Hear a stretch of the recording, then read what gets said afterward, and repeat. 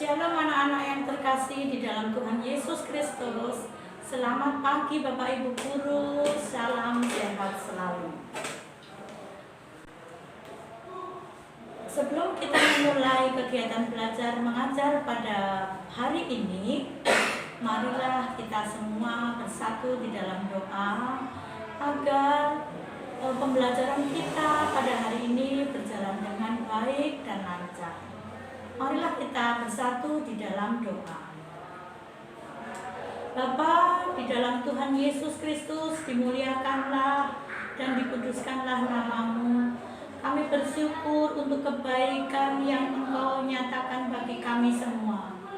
Terima kasih Engkau sudah melindungi kami semua, para guru dan karyawan serta anak-anak yang terkasih, anak TK, SD, dan SMP tiba di Betsuga School dengan selamat.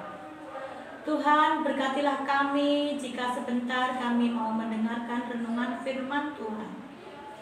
Engkau yang membimbing kami dan Engkau yang menolong kami. Di dalam nama Tuhan Yesus Kristus kami berdoa dan mengucap syukur. Amin. Menika pada pagi hari ini akan menyampaikan renungan dengan tema Allah sumber kekuatanku. Anak-anak, manusia seringkali melakukan pelanggaran atau kesalahan, tapi karena Tuhan Maha Kasih dan Maha Pengampunan, Dia selalu mengampuni setiap dosa kita asal kita mau bertobat dan mohon pengampunan dosa. Tuhan memberikan kekuasaan kepada manusia, namun Tuhan akan marah jika kekuasaan yang diberikan manusia digunakan untuk menindas manusia yang lemah dan tidak berdaya. Allah mengutus Nabi Mika untuk memberitakan kasih Tuhan. Tuhan marah tetapi juga menyelamatkan. Nabi Mika, tulisan Mika, nama Mika itu singkatan dari Mikaya, yang berarti siapakah, seperti Yahweh. Ayah Mika bernama Yirmia. Mika berasal dari Moreshet, sebuah desa kecil di kaki perbukitan Yehuda. Mika adalah seorang nabi yang dekat dengan rakyat yang kecil, rakyat menderita. Mika hidup pada zaman Yotam, Ahaz, dan Hizkia Raja Yehuda. Penduduk Yehuda dan Yerusalem banyak melakukan kejahatan di hadapan Tuhan. Mika menentang pelanggaran-pelanggaran yang terjadi di Yehuda dan Yerusalem, yaitu ketidakadilan, 1, korupsi, 2, ketiga adalah penindasan. Selain itu, para pemimpin hanya memperkaya diri sendiri, sedangkan rakyat biasa dan orang-orang miskin menjadi korban keserakahan mereka. Para penguasa memanfaatkan wibawa dan kekuatannya untuk merampas dan memojokkan orang miskin. Tuhan menyatakan kasih-Nya berulang-ulang kali kepada bangsa Israel sejak dikeluarkan dari tanah Mesir, tanah perbudakan. Walau mereka membawa korban persembahan, tetapi hatinya dipenuhi kejahatan dan tipu muslihat. Oleh sebab itu, Mika mengingatkan bangsa Israel bahwa penghakiman atau hukuman akan tiba dan mereka yang bertobat akan diampuni. Mem akan membacakan di dalam Alkitab Mika 7 ayat 7. Satu aja. Sebetulnya ada sampai 10, nanti kalian bisa baca di rumah ya. Mem baca 1 ayat saja. Demikian bunyi firman Tuhan, tetapi aku ini akan menunggu-nunggu Tuhan, akan mengharapkan Allah yang menyelamatkan aku. Allahku akan mendengarkan aku. Demikianlah bunyi firman Tuhan. Nyanyian dan doa Mika kepada Tuhan yang senantiasa berharap agar Tuhan mau menerima kembali orang yang telah bertobat. Ayat ini juga berisi tentang iman Nabi Mika bahwa Tuhan akan menolong bangsa Israel.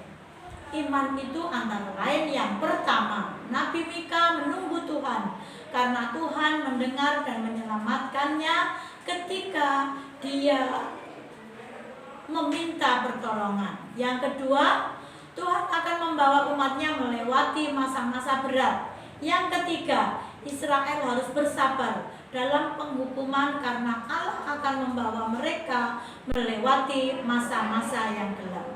Yang terakhir, musuh-musuh mereka pun akan dihukum oleh Tuhan. Inilah iman Mika kepada Tuhan.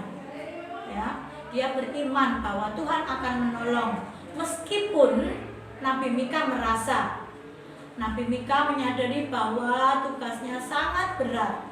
Namun percaya akan pertolongan Tuhan sebagai sumber kekuatannya. Yang kedua, kisah ini mengingatkan kita akan kelemahan dan dosa-dosa yang kita perbuat yang menandakan keterbatasan kita sebagai manusia. Yang ketiga, kita sering lupa akan kasih Tuhan yang sangat besar atas hidup kita, anak-anak. Seharusnya kita syukuri dengan hidup berkenan kepada Tuhan dan melakukan kehendak-Nya. Anak-anak yang terkasih di dalam Tuhan Yesus, marilah kita belajar hidup untuk menyenangkan hati Tuhan. Memilka percaya bahwa anak-anak Beth Suga School yang hebat dari TK, SD, SMP akan memulai melakukan hal-hal yang baik untuk menyenangkan hati Tuhan.